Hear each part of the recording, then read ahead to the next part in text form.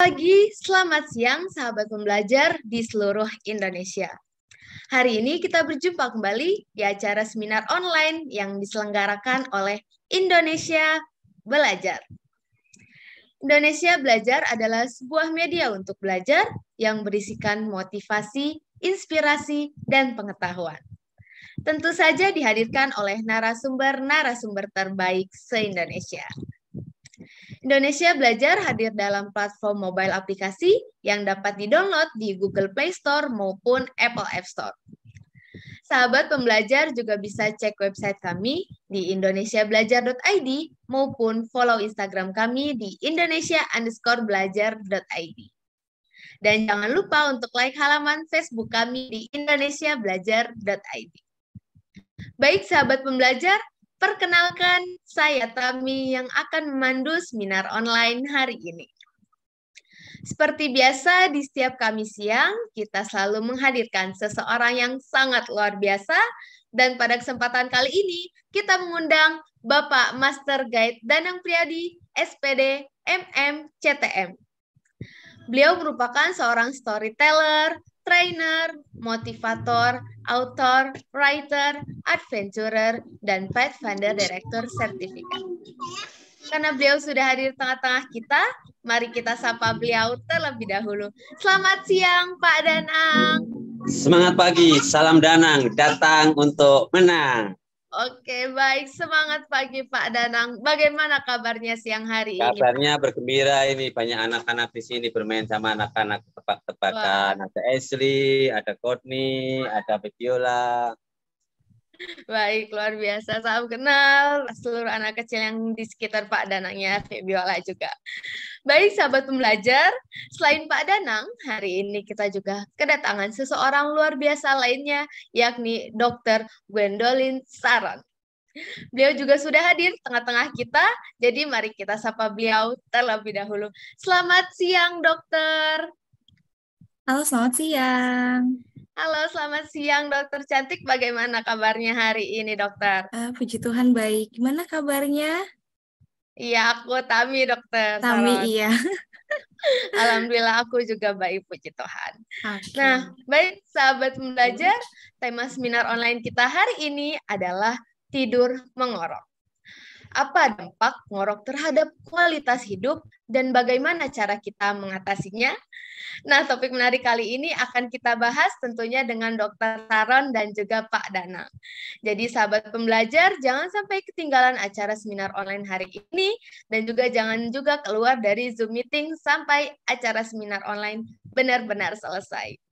Dan tentunya bagi sahabat pembelajar yang ingin bertanya, bisa langsung tuliskan pertanyaan Anda di kolom chatroom atau bisa juga untuk klik raise hand-nya apabila ingin bertanya langsung dengan Dr. Saron maupun Pak Danang. Dan tentu saja akan kita bacakan pertanyaannya dan akan kita persilahkan langsung untuk bertanya kepada dokter dan juga Pak Danang di saat sesi tanya jawab.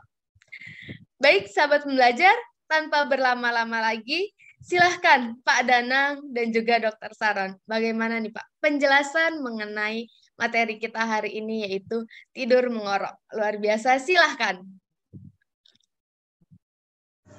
Ya, saya yang bagian mengorok, tapi Dr. Gwen bagian menerangkan. Langsung aja silahkan pada Dr. Gwen ya Mbak Tami ya. Makasih.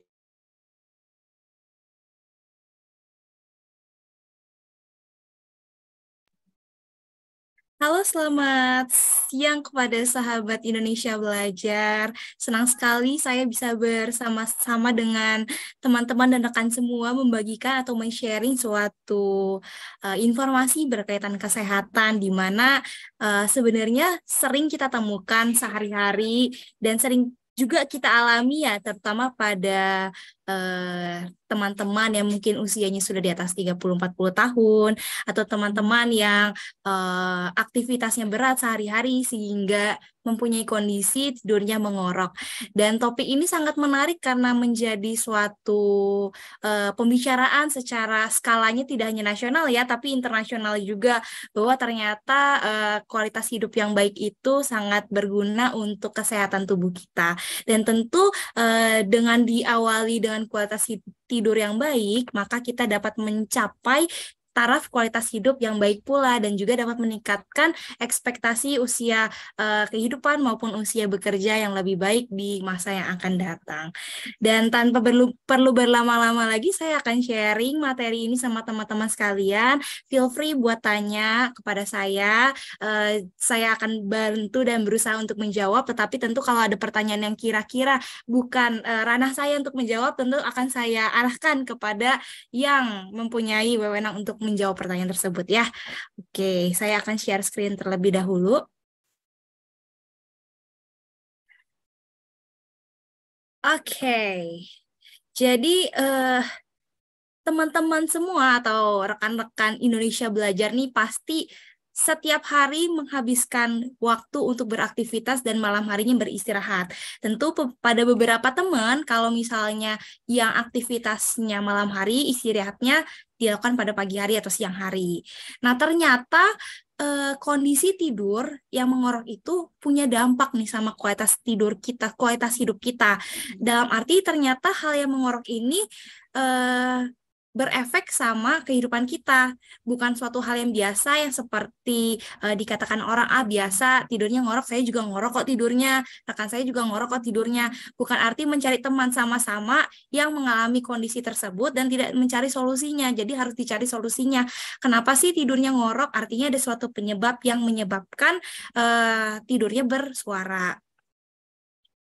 Nah, karena tidur itu sangat berdampak baik terhadap tubuh kita, sampai dilakukan suatu perayaan atau suatu selebrasi menjadi World Sleeping Day tanggal 17 Maret kemarin nih.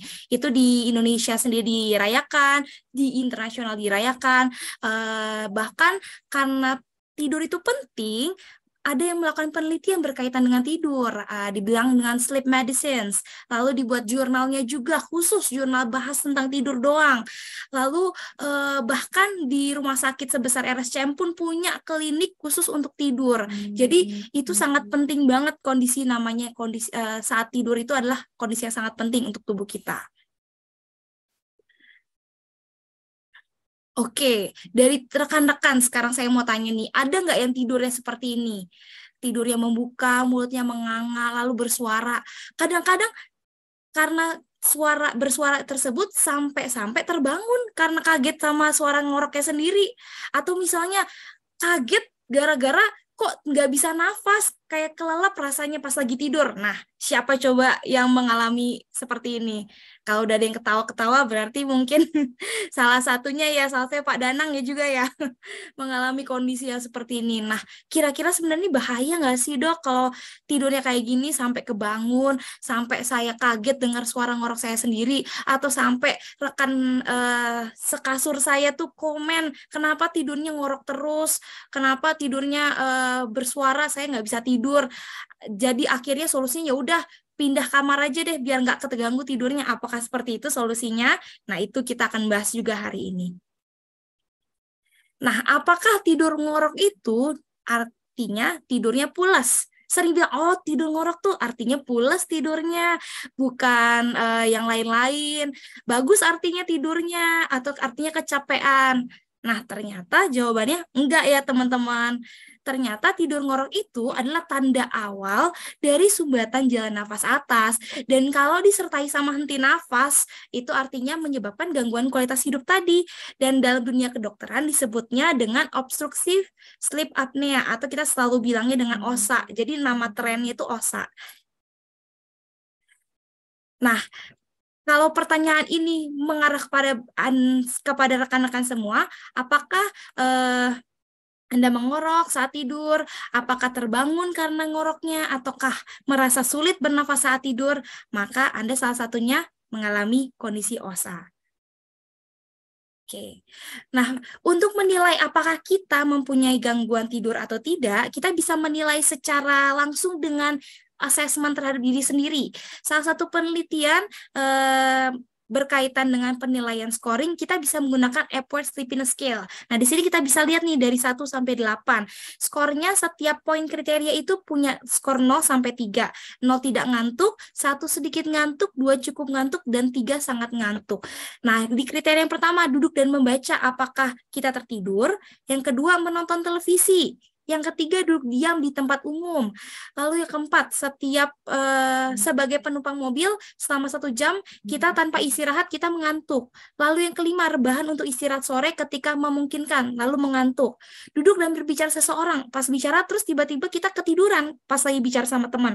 Lalu duduk tenang setelah makan siang tanpa minum alkohol, habis makan terus tidur karena mengantuk. Lalu saat mengemudi atau mobil berhenti, saat lagi macet, kita tertidur. Nah, jika skor ini totalnya di atas sama dengan 10, artinya kita mempunyai indikasi mengalami gangguan tidur atau kelebihan dari tidur malamnya itu kualitasnya tidak baik. Nah, ternyata dampak ngorok itu tidak terjadi hanya pada golongan tertentu saja, tapi pada semua orang bisa terjadi. Pada laki-laki sekitar 57%, 40% pada wanita, dan 27% pada anak-anak. Ini berdasarkan survei di US. Dan prevalensi ngorok ini akan meningkat seiring bertambahnya usia. Nah, dampaknya adalah ketika kita tidurnya mengorok, maka kita akan mengalami excessive daytime sleepiness atau kita akan mengantuk pada saat siang hari. Dan karena kita ngantuk siang harinya, kita bekerja tapi mengantuk, akhirnya produktivitasnya menurun. Dan akhirnya kualitas hidup kita akan terganggu. Karena tugas-tugas atau pekerjaan kita jadi terhambat karena kita tidak mempunyai kualitas kondisi yang prima dalam mengerjakan pekerjaan kita. Nah, sebenarnya terjadi ngorok itu kenapa sih? Jadi ada 3 faktor yang mengapa terjadi seseorang itu mengorok. Pertama adalah lidah atau palatum itu jatuh ke belakang, sehingga menghambat aliran udara dari hidung sampai ke paru-paru, mengalirkan udara yang maksimal. Dan karena ada hambatan tersebut, sehingga akan menimbulkan suara yang mengorok. Lalu yang kedua, ukuran cincin kerongkongan atau faringnya, di mana struktur leher kita atau tenggorokan kita itu bukan struktur yang ditunjang oleh tulang, tapi oleh otot.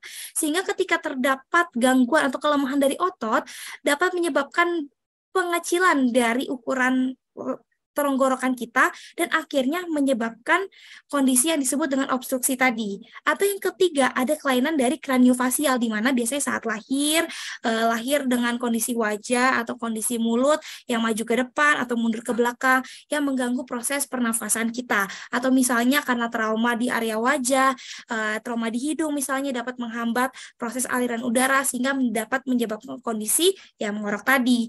Nah, karena ada yang penyempitan tadi, lalu ketika suatu saat dia akan mengalami jaringannya itu menempel dan akhirnya berhenti, otaknya akan memberikan sinyal supaya bangun. Dan akhirnya kita terbangun karena kita tidak bisa bernafas. Untuk fungsinya terbangun itu untuk membuka dari saluran pernafasan supaya kita bisa bernafas dengan baik lagi, lalu kemudian kita akan tertidur lagi.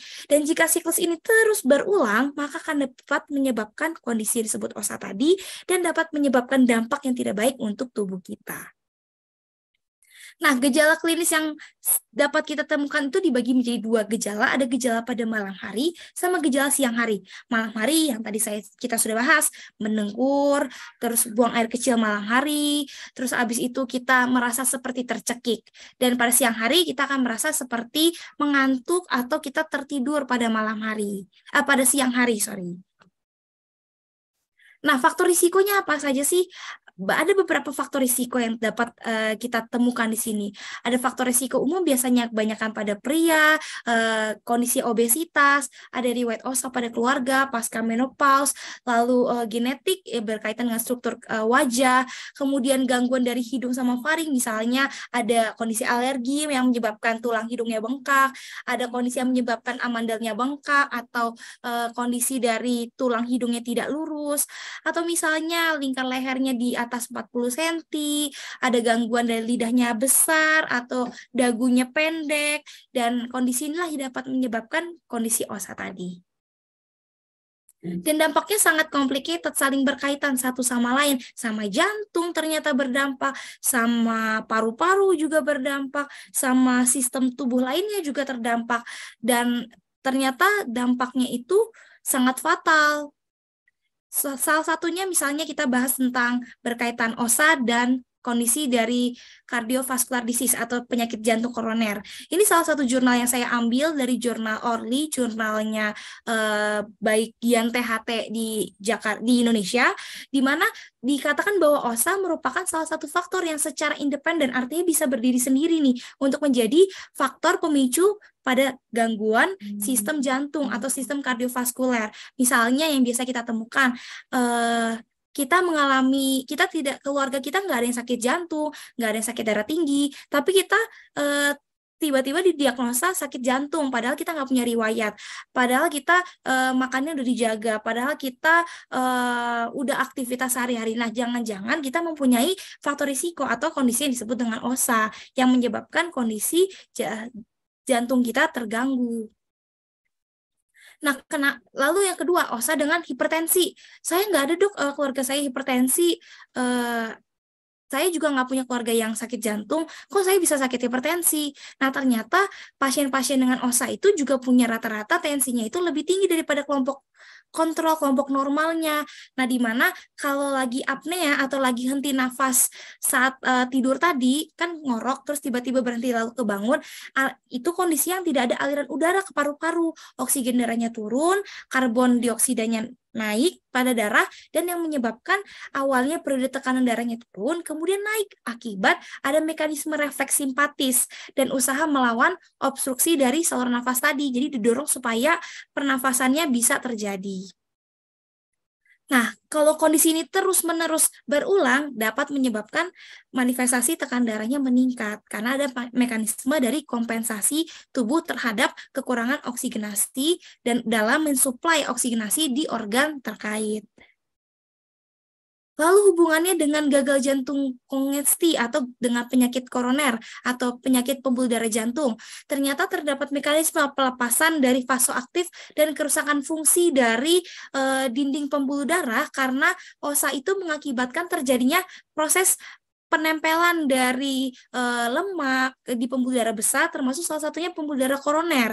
Dan penelitian sebelumnya dari Hanley et al. Seperti yang dikutip dari Krieger-Chaples bilang bahwa ternyata OSA itu tanpa gejala koroner bisa menyebabkan perubahan dari rekaman jantung atau rekaman dari USG jantung selama kejadian saat lagi ada gangguan bernafas pas tidur malam hari. Jadi ternyata karena OSA itu sendiri bisa menyebabkan gangguan irama jantung, dan itu dapat menyebabkan kondisi yang tidak baik untuk jantung kita. Nah, jadi OSA ini juga bisa disimbolkan dari 3 mekanisme. Pertama, kalau orang OSA pasti oksigennya turun, artinya dia akan mengalami hipoksia. Hipoksia karena oksigennya turun. Nah, kalau hipoksia oksigennya turun, dapat menyebabkan kondisi kerusakan dari otot jantung, karena jantung yang membutuhkan oksigen untuk melakukan metabolisme dan juga nutrisi itu terhambat. Lalu yang kedua, mengganggu diastolik atau pompa dari kontraksi jantung itu sendiri. Dan yang kedua, setelah oksigennya kurang, akhirnya si paru-paru menyebabkan melakukan manifestasi atau kompensasi dengan meningkatkan usaha nafas. Dan yang ketiga, dapat menyebabkan kondisi retensi dari CO2. Nah, 3 kondisi ini dapat menyebabkan stimulasi dari peningkatan aktivitas refleks simpatik dan dapat menyebabkan gangguan homeostatis seperti jadinya takikardi, cepat jantungnya mompa. Yang kedua, kerusakan dari endotel. Ketiga, adanya inflamasi sistemik. Lalu yang kedua, bisa menyebabkan kardiomiopati hipertrofik dan juga hipertensi serta gagal jantung. Nah, kalau gitu terapinya apa, Dok? Apakah terapinya seperti gambar ini, jadi mulutnya berisik, tidurnya kita tutup aja pakai plester, atau kita jepit aja hidungnya? Apakah seperti ini cara terapinya yang betul? Tentu tidak ya. Nah, terapi yang disarankan dari buku otolaryngologis, dari jurnal-jurnal, dari para pakar adalah dengan menggunakan alat yang disebut dengan CPAP. Alat CPAP ini bekerja dengan cara memberikan tekanan udara yang akan menjaga saluran pernafasan supaya tetap terbuka saat tidur dan pernafasannya jadi lancar sehingga oksigennya akan terpenuhi. Nah, tentu alat CPAP ini adalah suatu terapi non bedah di mana memberikan oksigenasi supaya oksigen di tubuh kita tercukupi. Tetapi tentu harganya kan tidak murah. tentu juga barang ini tidak dapat didapatkan langsung dengan dibeli di toko, langsung kita beli, kita bawa, itu tidak bisa kayak gitu. Nah, karena harganya yang tidak cenderung tidak terjangkau, kemudian cara penggunaannya yang memang membutuhkan bantuan dari tenaga medis menggunakannya. Jadi sepertinya tindakan ini tidak efektif. Tentu efektif untuk orang-orang yang sudah mengalami OSA dan sudah ada sakit jantungnya juga, yang karena OSA tadi, tentu terapi ini dianjurkan. Tapi kalau misalnya kita sebagai seseorang yang awal menerima ini dan menjadi aware, artinya kita harus melakukan pencegahan sebelum terjadinya OSA, bukan melakukan pengatasi. Nah, apa sih yang dapat kita lakukan supaya tidak terjadi OSA? Dengan melakukan hidup sehat. Hati yang gembira, istirahat yang cukup, diet yang seimbang, udara yang bersih, pengendalian diri, sinar mentari yang cukup, energik berolahraga, hubungan sosial yang baik, air jernih yang cukup, dan Tuhan yang terutama. Kenapa ini menjadi penting? Karena pertama, kalau kita hatinya nggak gembira, artinya kita akan selalu stres. Kalau orang stres, itu membutuhkan oksigen yang meningkat. Ketika oksigen yang dibutuhkan meningkat, artinya akan diserap oksigenasi dari area-area tubuh yang lainnya untuk mencukupi oksigenasi otak. Nah, kondisi seperti ini dapat menyebabkan lama-lama kondisinya capek dan akhirnya ya stroke misalnya, serangan jantung misalnya, atau bisa juga menyebabkan OSA. Lalu istirahat yang cukup. Kita istirahatnya, OSA itu kan karena obstruksi ya, tapi gangguan tidur itu sebenarnya banyak. Salah satunya bisa juga karena kita bekerja yang banyak, pekerjaan kita banyak, dan tidurnya terlalu larut. Dan akhirnya tidur kita menjadi tidak teratur dan terganggu. Akhirnya dampaknya juga menyebabkan gangguan jantung karena di mana harusnya malam itu jantung beristirahat tapi kita bekerja. Lalu diet yang seimbang, kita makan yang kita suka. Apalagi kita misalnya teman-teman Indonesia Belajar nih masih usia muda, usia 20-an atau early 30 atau middle 30, di mana konsumsi makanannya mungkin masih tidak teratur. Yang saya mau makan, saya makan. Yang saya nggak suka makan, saya nggak suka. Saya nggak mau makan sayur, saya maunya makan yang enak, yang menyesuaikan dengan selera lidah saya. Nah, ternyata itu nggak bagus untuk keseimbangan tubuh kita. Misalnya kita tidak punya bakat untuk meningkatkan berat badan, tapi yang kita makan itu dapat menyebabkan peningkatan kadar lemak atau kadar kolesterol. Dan itu dapat menyebabkan penumpukan, dan tentu penumpukan bisa di leher, jadinya nggak obesitas, tapi lehernya kok pendek, lehernya kok tebal, seperti itu ya. Jadi menyebabkan kondisi OSA itu sendiri. Lalu udara yang bersih, kita harus cari udara yang bersih, karena ketika pada orang-orang alergi, menghirup udara yang tidak bersih, misalnya nge-vape, yang kedua dia ngerokok, atau misalnya dia hidup di udara yang polusinya nggak bagus, seperti di daerah Jakarta kan polusinya nggak bagus ya, terus misalnya dia pakai AC, kondisinya tertutup, nah itu akan memicu reaksi alerginya kambuh. Dan kalau reaksi alerginya kambuh, itu akan bisa menyebabkan kondisi OSA tadi, nafasnya dari mulut, atau kita bilangnya oral breathing. Dan kalau oral breathing itu kan adalah kondisi pernafasan yang tidak stabil, dan ini dapat menyebabkan kondisi OSA tadi, dan merupakan salah satu patofisiologi atau seperti alur cerita dari kondisi OSA.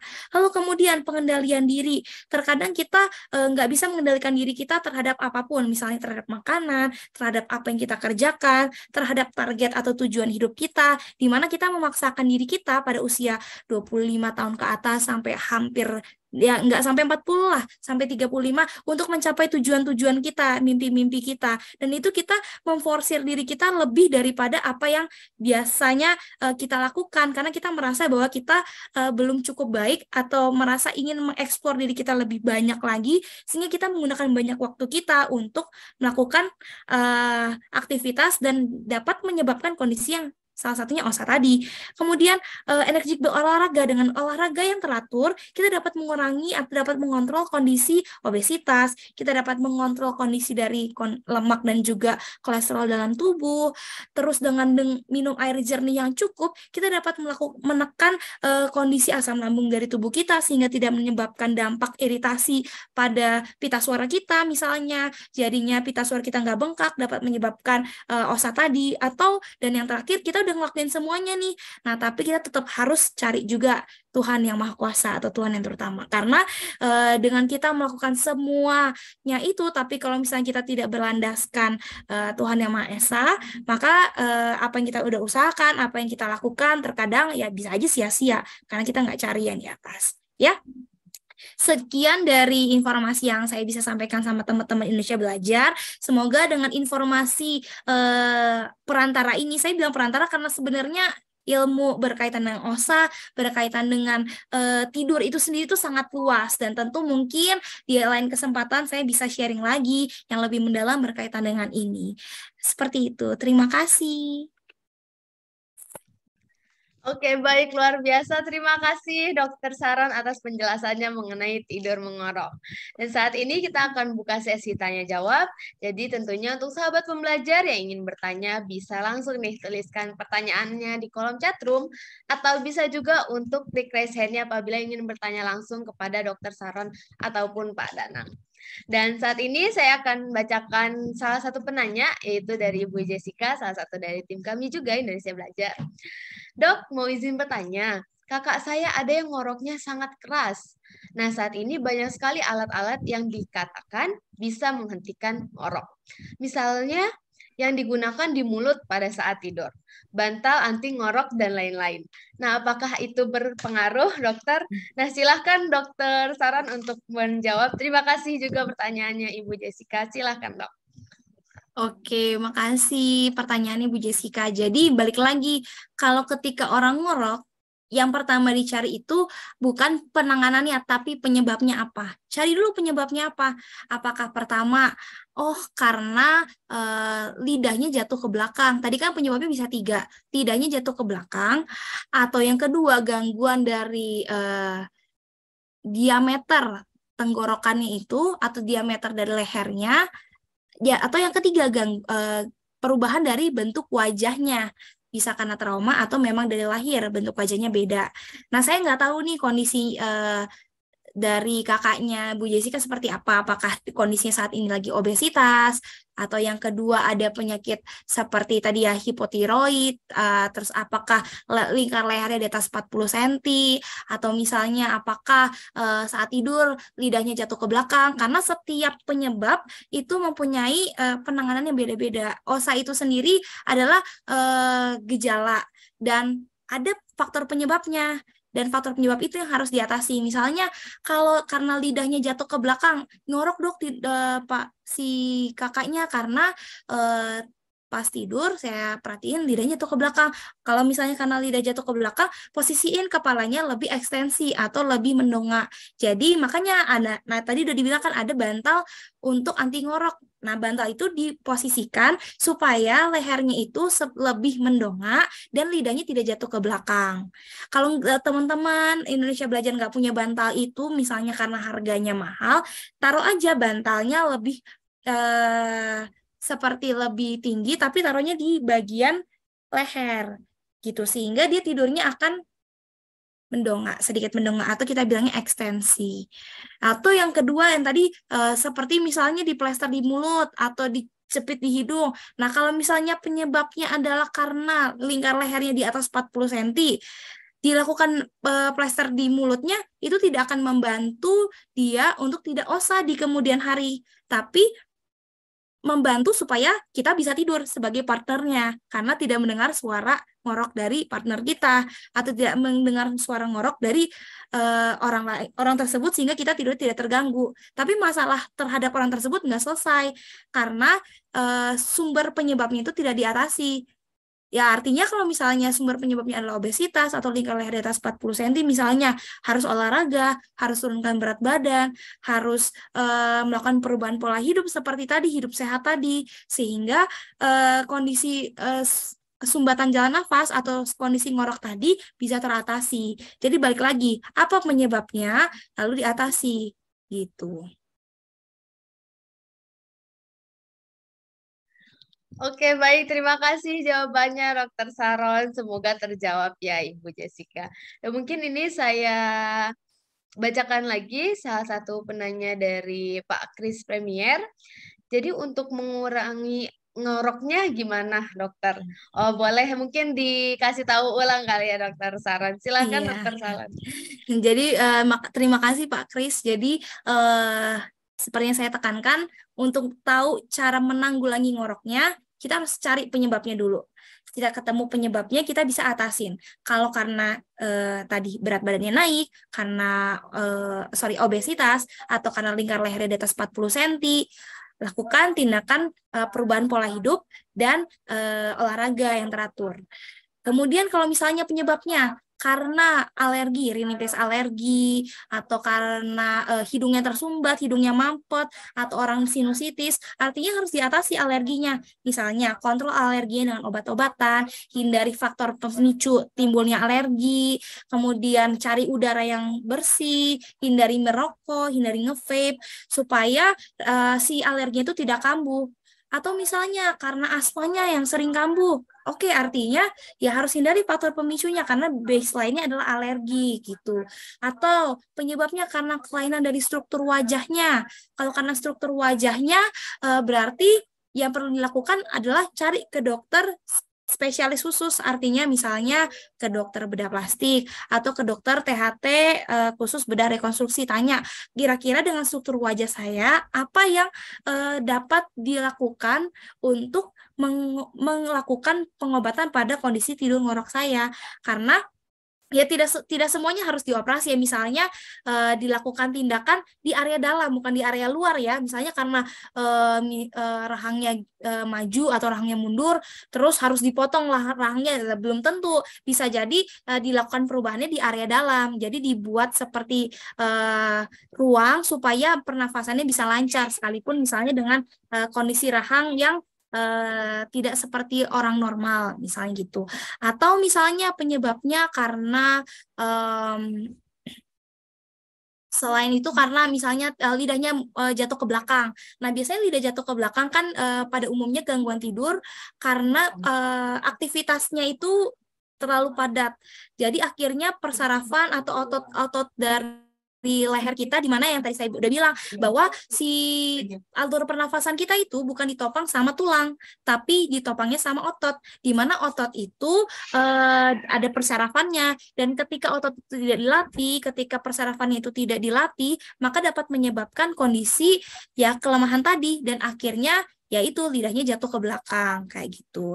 Atau misalnya pada orang-orang yang mengalami penyakit-penyakit tertentu, misalnya bekas TB kayak gitu ya. Nah, itu artinya ada persarafan yang terganggu dan harus dilakukan pelatihan bagaimana supaya lidahnya tidak jatuh ke belakang, tidak mengganggu tidurnya, seperti itu. Jadi balik lagi, penyebabnya tahu apa, penanganannya bagaimana supaya tidak terjadi.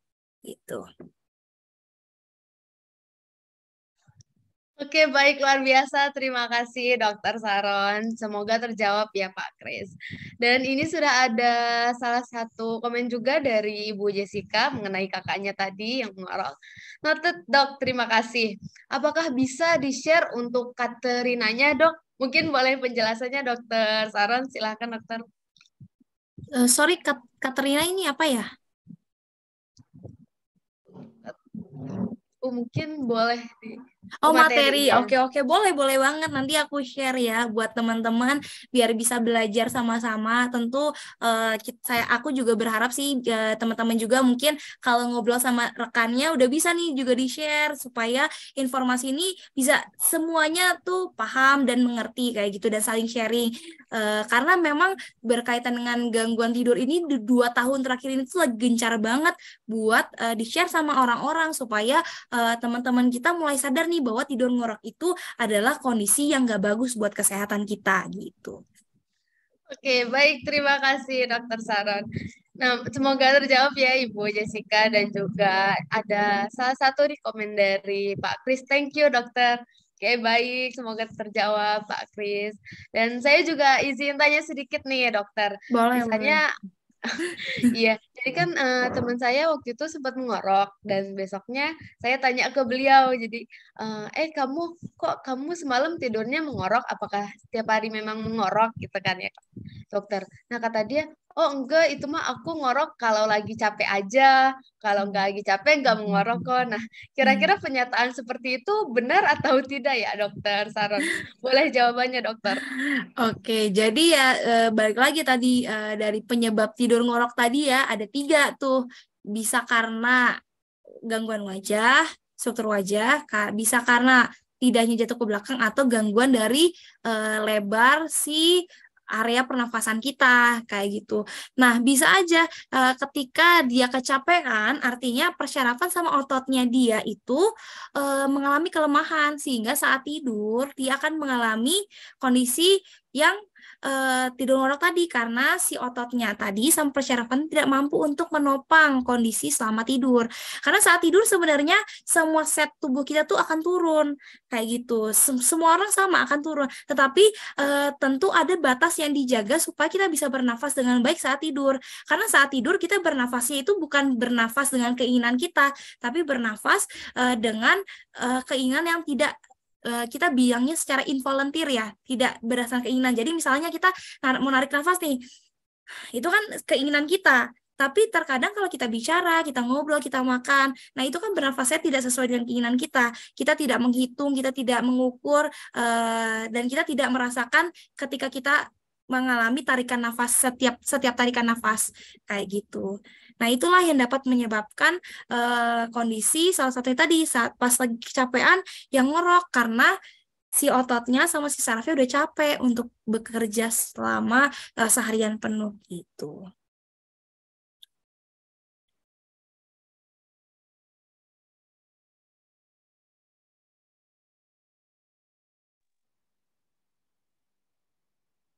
Apakah ngorok itu turunan, Dokter ya?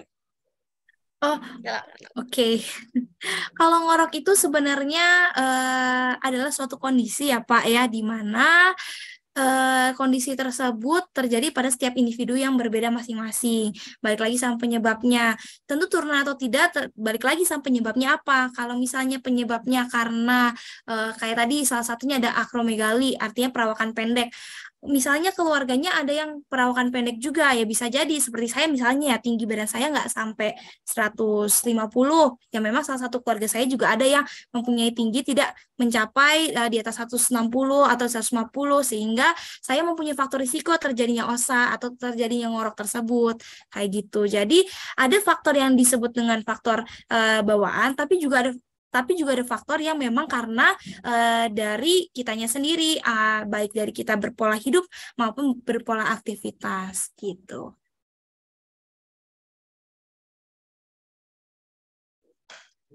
Oke, baik. Terima kasih Dokter Saran atas penjelasannya.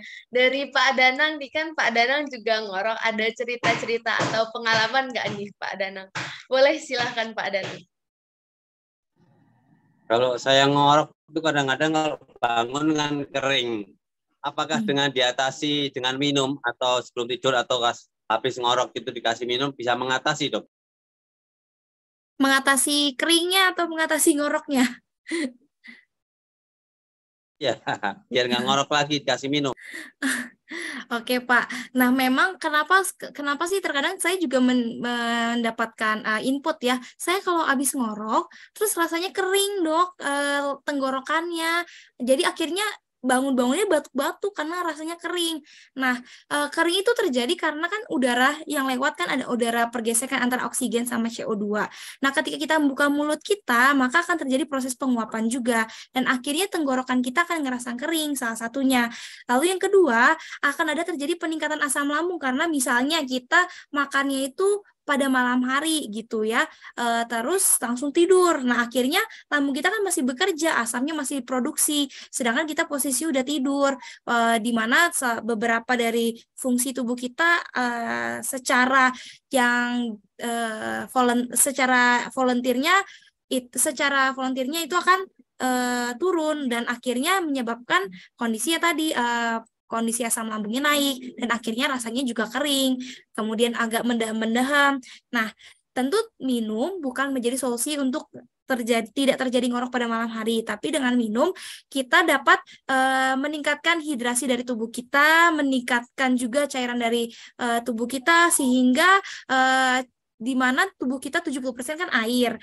Ketika kita banyak minum, perdarahan kita akan mengalir dengan lancar dan tentu tidak akan menyebabkan kondisi sumbatan dan dapat menyebabkan kondisi misalnya salah satunya penempelan dari kolesterol di dinding pembuluh darah, atau misalnya kondisi dari serangan seperti stroke atau misalnya serangan jantung seperti itu. Jadi lebih ke arah manifestasi jangka panjangnya dibandingkan untuk sekedar menghilangkan kondisi ngorok tadi gitu.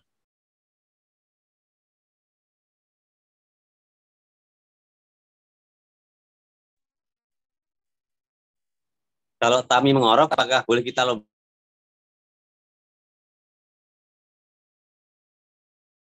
Bagaimana Pak Danang? Putus-putus Pak Danang.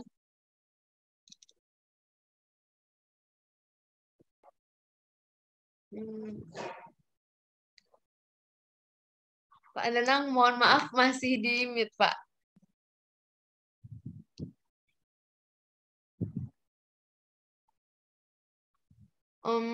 Mungkin aku juga sekalian ingatin juga untuk sahabat Indonesia Belajar. Jadi sahabat Indonesia Belajar bisa langsung cek YouTube kita apabila ketinggalan acara seminar online hari ini, cek di YouTube kita di Indonesia Belajar Official. Di sana sudah kita upload video-video terbaru acara seminar online yang diselenggarakan oleh Indonesia Belajar. Jadi sahabat pembelajar bisa cek, lalu subscribe, jangan lupa, lalu ditonton kembali dan juga bisa untuk like, komen, dan juga share ke teman-teman sahabat pembelajar. Jadi kita bisa sharing dan juga membagi pengetahuan kita semua. Nah, aku juga mau tanya sedikit nih, Dokter Saron. Apakah dari mengigau, mengorok, atau tidur berjalan seperti itu, apakah ada kesamaan, dokter? Kan sama-sama kendala atau mengenai tidur gitu ya, dokter. Tapi apakah ada kesamaan kayak dari apakah sama-sama mengenai penyakit jantung gitu juga atau OSA itu sendiri? Boleh penjelasannya, dokter? Silahkan, dok. Oke, kalau gangguan tidur tuh sebenarnya banyak ya yang bisa dibahas dan diangkat, dan tentu sangat kompleks informasi maupun berkaitan dengan kondisi yang akan terjadi dengan tubuh kita. Misalnya salah satunya tadi dikatakan tidur berjalan. Nah, itu harus dievaluasi lebih lanjut kondisinya seperti apa. Apakah itu baru terjadi? Apakah sebelumnya sudah pernah terjadi?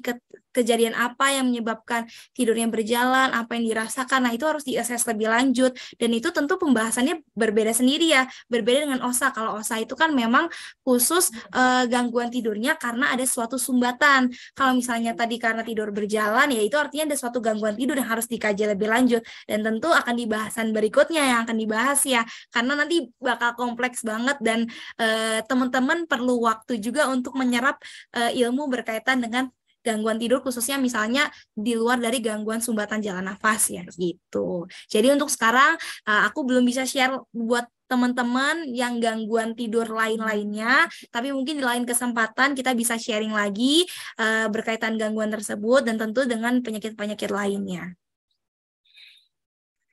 Oke, baik, luar biasa. Terima kasih jawabannya, Dokter Saron.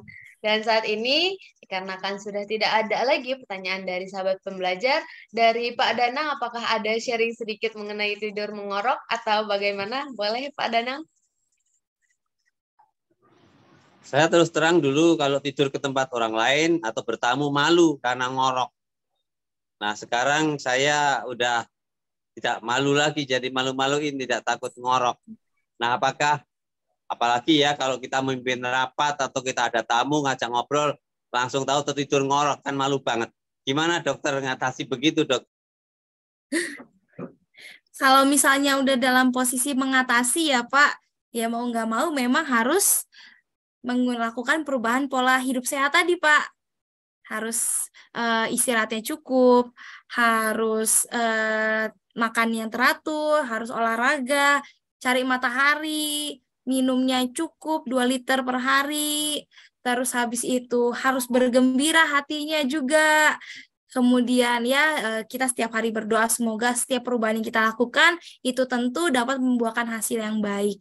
Itu sih Pak. Karena ya tadi kita tidak bisa kita tidak bisa menghindari apa yang sudah terjadi sama diri kita, tapi kita tentu bisa mengubahnya dengan kondisi yang lebih baik. Tentu butuh waktu, nggak bisa kita langsung dengan menerapkan itu sehari 2 hari menerapkan besoknya sembuh, tentu tidak. Butuh waktu, seperti sama OSA itu sendiri terbentuk butuh waktu, maka penyelesaiannya pun butuh waktu juga. Makasih dokter. Jadi dengan New Start ya. Iya. Oke, silahkan Bapak kalau mau tanya Bapak. Ya, saya Bu Dokter. Boleh Ya. Pak, silakan. Ya, Bu Dokter, saya ini orangnya ditaruh di mana aja gampang tidur, di mana saja taruh tidur, apalagi termasuk orang sehat.